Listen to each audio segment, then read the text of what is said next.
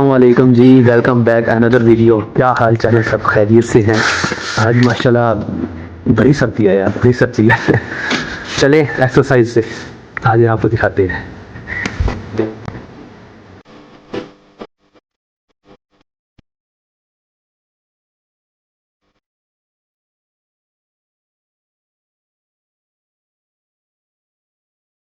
ये तो आ गए अपना साथी। क्या नाम है आपका? मोहम्मद रमजान। मोहम्मद रमज़ान साहब आ गए एक्सरसाइज पे जाने के लिए, तैयार है हमारे साथ।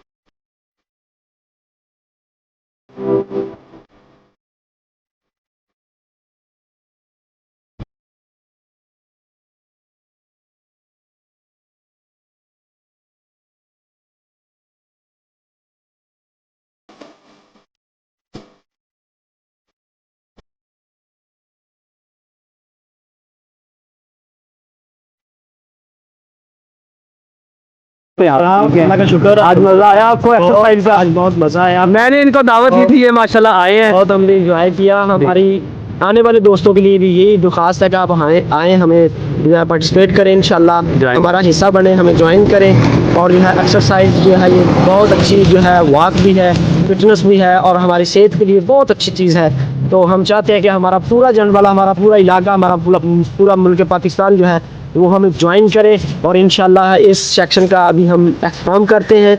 कल मिलेंगे इंशाल्लाह इसी यादों के साथ, इन्हीं लोगों के साथ। सुबह बखैर। अल्लाह हाफिज़।